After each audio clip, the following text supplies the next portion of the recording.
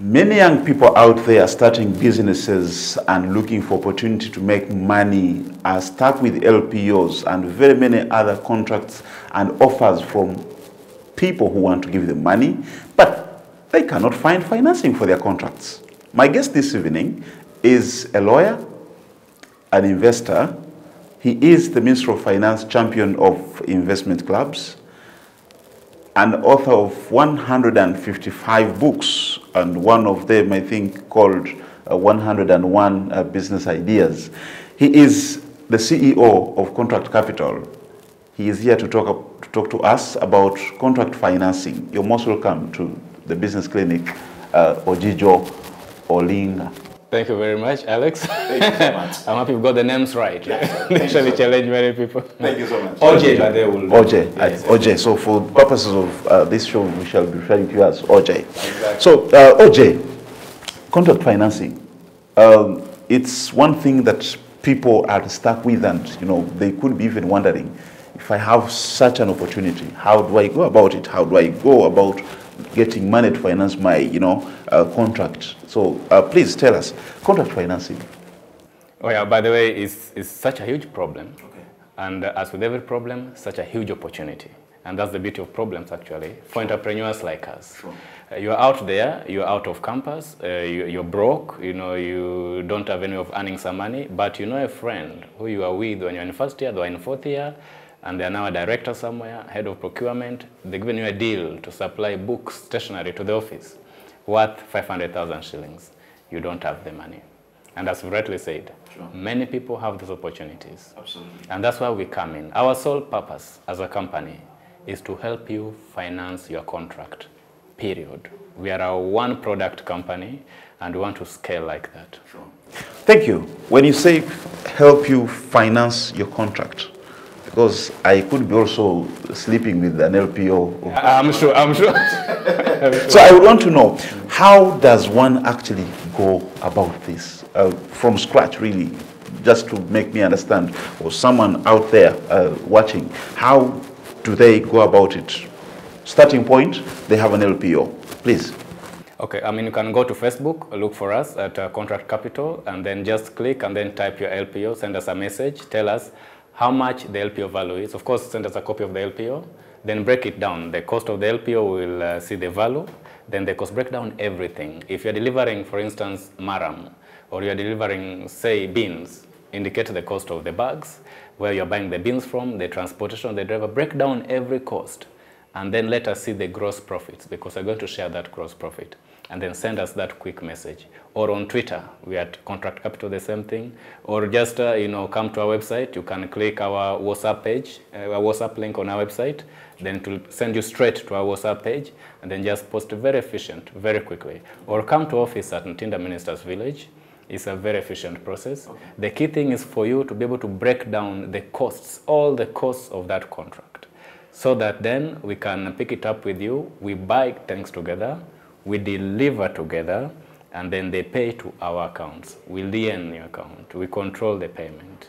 Because the key issue here is, if you do not have any collateral, you don't have a banking history, yet you have a deal, then we are going to take over the contract. We buy the things with you, we deliver together, but the one who gave you the contract, say Smart TV, the Smart TV will pay into our account. Then we share with you the gross margins, as had been agreed. Alternatively, if Smart TV insists they have to pay to your account, then you have to go to your bank, and then the bank will lien your account, so that when the money from Smart TV comes to your account, then you cannot take it out until we take our cut out. And if the bank gives you, then of course we sue the bank. Sure. So through this approach, we're able now to partner with you out there who has a contract, an LPO, a tender, but you don't have the money, you don't have collateral, you don't have a banking history. You only have the contract. However, if you have collateral, then now we can give you a loan. Okay. Now, Ojijo, talking about financing, because now getting money from a bank, getting money from Contractkapital, getting money from an investment club or something of the sort, what is the difference between now someone going to the bank to get a loan and someone going to Contractkapital to get money to finance their contract? What's the differentiating factor between a normal bank loan and this kind of arrangement? Thank you, Alex. That's a great question. There are three differences which we have currently. One is that when you come to us, we are going to buy the things with you together and we deliver together. The banks will give you the money and take your security. So we ensure there's no performance risk. We ensure we buy together and we deliver. Entrepreneurs are very creative people. Give them money, they first do 2-3 things before they finally supply. So we buy together, we deliver together, and hence we ensure financial discipline. We make you walk a very strict and narrow path of financial discipline. Exactly. So that's the first difference with us. We buy together, we deliver together. Sure. Second difference with us is we control the payment account. Of course, banks also do it, but we do it with another intention. Because you're not offering any collateral, we don't rely on your banking history. Then now we depend on the one who gave you the contract. In this case, our example is Smart TV. And the third thing is speed. Because we don't analyze your collateral or your banking history, that means that we can respond very quickly. So long as we do due diligence, we confirm that yes, Smart TV is a legal entity, the contract is legitimate, issued by someone who works in Smart TV, who has the authority to write the contract, is correctly signed. Then we confirm the prices of the goods that are being delivered. We confirm the profit margin works for us. Because remember, our money comes from investment clubs, sure, from individuals like you, okay, investing as little as 100,000 shillings. And so we must return this money on a monthly basis. So we must make sure that the margins that come to Go Big Hub are enough to pay our investors with Go Big Hub and a good margin for us to make profits and run our overheads. Okay. Ojijo, you mentioned something to do with the contract being legitimate and all of that. Are you saying that sometimes you can get a contract which is, they say, null and void? Or, yes, there are many of them. So if I'm getting a contract, what are those things that I should actually look out for to be sure that this contract is actually fundable, it is legitimate, and can, you know? I'm happy you have addressed that question because ideally, there are people out there who sleep at night and wake up in the morning purely to defraud people in Kampala. They have a whole enterprise. They create fake LPOs, you know, they sign them in Nasa Road, and they come and they want money to deliver. And they even are in cahoots with people in those offices who actually go and indicate that, yes, we ordered for these things. And not just in Uganda. Same happens in Kenya. In fact, there's a story last year, even in State House, Kenya, there was a cahoot there, people who were high level, you know, and they're doing those deals. So we must make sure that, number one, it is issued by a legal entity. So is Smart TV a registered company? Where are they? The one that issued you the contract. Sure. And then Alex, who signed the contract as a procurement officer or as a finance officer, does he really work at Smart TV? Does he have the authority? Does he have the authority to sign that contract, to issue that PO? And we go and we confirm. So we tell you, it's frank, if you really want to do business and your interest is to deliver a contract, be open with us. We are financiers. We are not executors. So let's go and we confirm, and then we build a partnership and we finance you. Exactly. Thank you so much. Someone out there, don't just get any piece of paper that says this is LPO contract, and then you go running around that I have a contract, when in actual sense it is something that cannot be done. No, we've done this for 3 years, and this is actually when we were starting. People came to us with all manner of things, all created documents. Yes. Some of them created from Nasa Road. Oh yes, very true.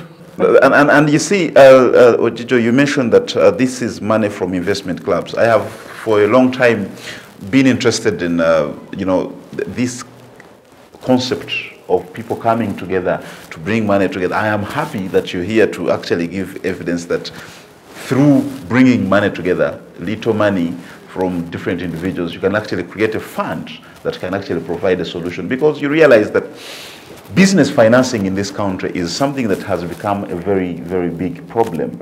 And very many people are out there running and they do not know where to run to next. So, something very key, I would like us to talk about the investment club bit of it, the issue of pooling money. Please, I also understand you are one of the founding directors of the Investment Clubs Association of Uganda. Yes. So, please, tell us, what is the possibility that, aside people coming to Contractkapital to get their contracts financed, what is the possibility that people out there can actually pool money, create a fund, and finance business, finance a simple idea, or finance a number of them at from your experience? As the possibility is real. These are 4th year of operations in Uganda. Sure. We finance contracts even as far as Kenya. Sure. We finance delivery contract in Juba. And this money comes from 3 categories of people: individuals, investment clubs, and companies. There are companies that fund themselves, they have a surplus, and one NGO has also invested with us earlier. Because sometimes you find yourself with a surplus of maybe 10, 15 million Uganda shillings you don't need for another quarter, and you might want to grow it, Investment clubs, of course, they invest in various things. First, they invest in land, and then they do financial instruments, stocks, shares, bonds, unit trusts, which are also very good investment avenues. Sure. Then they want to diversify. And then they also want to have some liquidity, where you invest and you get money in a more frequent basis. Don't wait for 1 year.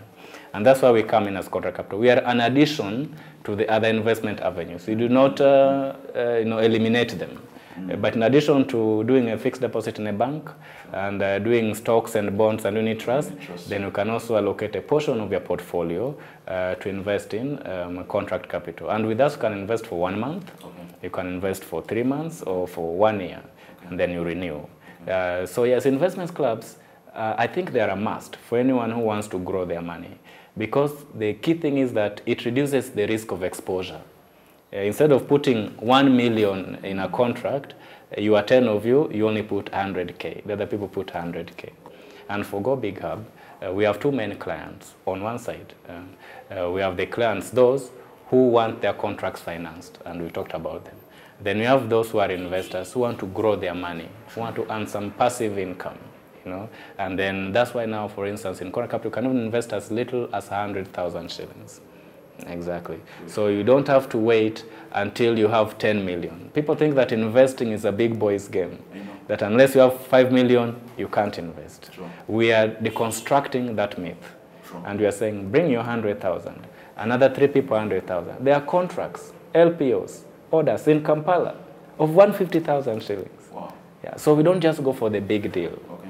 So long as it is something to be picked and delivered, we finance it. So, Ojijo, talking about people coming to investment clubs, what happens if one of the members of the investment clubs actually has this LPO and they want to finance it? They have a contract, they have a supply they're supposed to make. What happens when they actually come and they're supposed to be the beneficiary? Do they also have to go through the other processes like any other outsider or something? That's a very good question, Alex. And actually, I want to answer it in 2 parts. On the first part, quickly, yes. Our process of, remember our main risk as Contract Capital? Yes. Our main risk is in whether we'll get paid when the contract is applied. It is on the financial strength and liquidity status of the contract issuer. In this case, in our case, it is Smart TV. And so that's the one thing that you must confirm. It doesn't matter who was given the contract. It is who gave the contract. That's the key thing. Okay. Exactly. But also what we also offer our investors in Contract Capital is that you can invest, say, for 1 year, and you put, say, 500,000 shillings. But then the second day you have an emergency, you need 100,000 shillings. Sure. So we have created a cooperative, Contract Capital Cooperative, which allows you to borrow from Contract Capital, secured by your investment in Contract Capital. So that means that unlike, say, NSSF, where you can't borrow against your savings, NSSF is a good thing. So I'm not saying they're bad, but I'm just saying that now we enable you to borrow against your investment with us. The same way you could do if you fixed money in a bank, then you can borrow against it. Exactly. So we offer for that, so that you don't invest with us, then you're running around looking for money. Oh, that sounds interesting. I think I need to join 1 or 2 more investment clubs if I should really secure my future. Let's go for a short commercial break. When we return, we talk about more of this financing and what are some of the integrities that we should look out for if we are to opt for this service.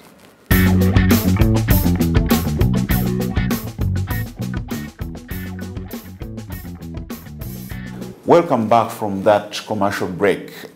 Before we went to the break, Ojijo, we shared much more about contract financing and what someone needs to do to be sure they have the right legitimate contract. And we keep asking ourselves, in Uganda, like you mentioned that some people bring LPOs that are done from NASA Road that are signed by people who don't have the authority to actually sign them.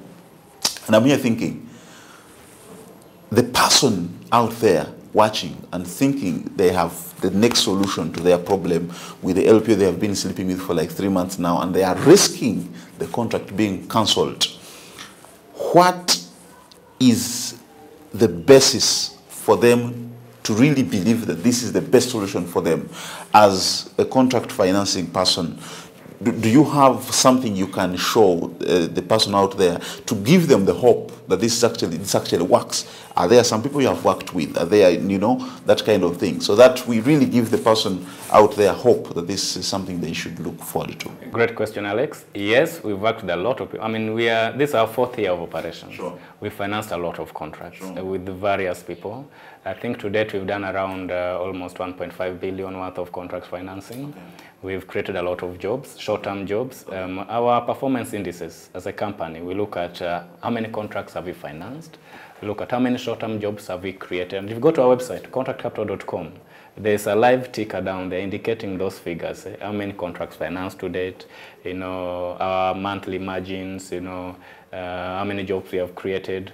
So we've done a lot of contracts. We've gone as far as Marara, we've supplied their diesel. In Chegegwa, we've supplied their Maram, you know, Kasese, with Chena, Ui. Northern Bypass, we were part of the supply of the Maram there. Okay. We financed a contractor there, up to Lira, okay. Narongeta. So we've been around. But the opportunity, what we've done is not even 0.1% of what we can do in this country. Sure. And we are telling you out there, you are a young person, you've woken up, you are broke. You have nothing except you can talk. And you have a brain. And you have a brain. Just go and ask someone, what can I do for you? What can I supply? And you pay me. And they'll tell you, you paint my house. That company will tell you, supply us with, you know, food, lunch every day. And then we will go and look at the contract. You don't even have to worry about your ability to analyze it. Just bring it to our office. We will look through it. And then we'll see, okay, this can work for us, this is legal, so that you don't run a risk as an entrepreneur. You don't worry about being smart enough to understand a contract. If it is written, bring it to us. We have a loose partnership with Operation Wealth Creation. Oh. And they have a lot of youth, a great initiative there, a lot of youth there who are exporting things abroad. Some of them export things based on friendship, very risky.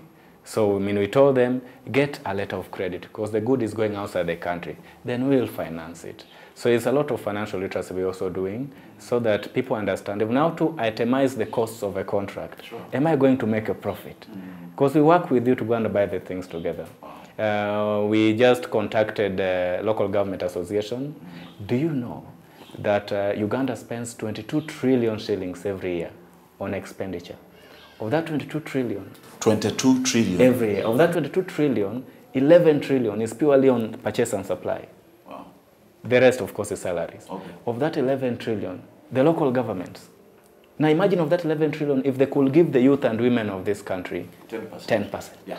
That would be 1 trillion. And I could take 1%. And we could take 1%. And then we can finance that through an escrow account. And this is the talk that we are having with the local government association. All contracts given up country in Lira, Amolata, you know, Koboko, is being executed by people in Kampala, in NASA Road. Sure. Why can't it be given to the youth in Amolata? Okay. And then Go Big Hub will finance them to deliver, and then they get them out. Ojijo, before I forget, what are you doing with Nakasero Market? With Nakasero Market is a little different. They retained us as a consultant, a mandate agent, to help them pool money to finance the market. You know, Nakasero Market is the oldest market in Uganda, established 1913. It's been like that up to today. The situation is untenable. The farmers are losing value because wherever they are not able to, even store their items. There's no cold storage. They're losing a lot of value. Sure. If today, but they have been a farmer in Uganda. Wow. If you took your things to Nakasero Market today, the mafia there, you will not sell anything. And in 2 hours, you'll be forced to dump the things and to go away. They don't have cold storage. Wow. So they came to us 2 years ago. Even Balukudeme Market came to us. They told us to get them an investor to develop the market. But getting an investor to bring $160 million was a challenge. So we went to capital markets and told capital markets, look, can't they come and list the market in the Capital Markets Authority? And they said, yeah, no problem, under something called the Real Estate Investment Trust. So they agreed they could do it. Real Estate Investment Trust. Real Estate Investment Trust. A group of people coming together, contributing money, and developing a project, either for income or for development. Wow. It is possible. It can be done. Again, the principle is little money pooled together. Get 1 million Ugandans, each of them contributing 583,000 shillings only in a period of 1 year. Sure. That is around 50,000 shillings per month. Just 1 million Ugandans, not 2 million, not 5 million, 1 million. Just 1 million. Some will contribute. And we have 40 million Ugandans. We have 40 million. Yeah. Some will contribute more, some will contribute way more, but then we can build Nakasero market and then sell it and people earn their money. Now the beauty of a real estate investment trust is that any profit made, 80% must be shared with the people that year. Because it is not taxed twice, it is taxed once. It is taxed when the money reaches the investor. A normal company is taxed twice. When the company makes profits, the net profit, they tax 30%. And then when the shareholder gets his dividends, you are taxed again according to the amount you are getting. But in a real estate investment trust, it's like a circle. You only tax when the money reaches you. And the money must be given to the members. And what happens with the money later, no one wants to know. And it's your money now. Thank you. Talking about tax. Now, the burden of the tax in this contract financing, who shares how much on that tax burden? Very, very good question. Now, first and foremost, let me deconstruct the idea that taxes are bad. You know, taxes are very important because it is how we get the roads done. It's how the garbage is collected. But more importantly, they are affordable. Taxes are affordable. And they are proportional. You know, the more you earn, the more you pay. The more you exactly. So there's nothing wrong with taxes. Now, second, for instance, if you invested with contract capital, as an investor, investing with contract capital, you are supposed to be paying to URA what is called tax on interest income. Because they are paying you interest on investment. It is 15%. So it is not very, very high, you know. So the income you get from us, you pay 15% of that. And it is your duty to pay it. Or in our contract, we can let us to pay it for you. So there are those two options. Okay. But the entrepreneur, the profit they make, they have to pay their taxes themselves. Now the beauty of having a company, and I know Robert Kiyosaki has talked about this, you've also talked about this very many times, Alex, is that you can expend all your items before you pay the taxes. So, you know, you can pay for your lunch, you can pay for your transport, you can even pay for your rent from the company income, and then finally, you pay tax. So if you're smart about it, and I think there should be a session on this, Sure. If you're, and even on Nakasero market, of course. So if you're smart about it, you actually end up paying taxes, but after covering all your expenditure. So then it becomes very easy and affordable for you. And it doesn't become a burden, and then you start running away. Whenever you see a car labeled URA, you hide under the You put aside, we move. Exactly. Yeah, so I think at the end of the day, it's very important for the person watching out there to appreciate that taxes, I've said this over and over again, the taxes are part of doing business. When you start a business, you know that government automatically has 30% shares in your company. So I think it's very important for us to also appreciate that it is easier when we pool money, many of us, bring it into a pool fund and seek to invest this money and make much more money. Actually, that's our focus as Go Bigger. But Contractkapital, by the end of this year, we should have reached assets under management of 400 million Uganda shillings. And then now we'll apply for listing as a private equity fund because we have to reach that amount of money so that now we can collect even for more people. Okay, right now we have 45 investors, active investors. Since we started, we've had around 170 investors. Some, of course, they exit, some exist. So immediately we hit 99, then we need to be registered. But the key thing is the amount of money that we have under management. So by the end of this financial year, that's our target. Then in 3 years, we hope to be listed in the Uganda Stock Exchange, in the alternative market segment, so that we can access more capital, because our business is cash intensive. Now, Ojijo, there's something that we didn't talk about. What kind of people get contracts to supply stuff? People get contracts to supply the service, which can be like training. I do a lot of training. Yes. People get contracts to maybe manage contract management, that kind of arrangement. So all of these taken care of under this kind of contract financing. Very good. Actually, we have financed even contracts now. I remember in Rwanda by an IFC issued contract for a trainer. So we focus more on a deliverable contract, on items which there won't be a lot of contention on the quality. Yeah, because we still don't have a lot of capital, to risk. Because you risk losing money if the customer, the client, contests the quality of the work, that the training was not done well, the report was not written well. So right now we are focusing, we tried that already, just as a proof of concept. We did it, it worked for us, but we are focusing more on goods contract, tangibles, maram, computers, bins, maize, stationery, things like that. Yes. My experience is that we are born not knowing most of these things, and we learn them as we work.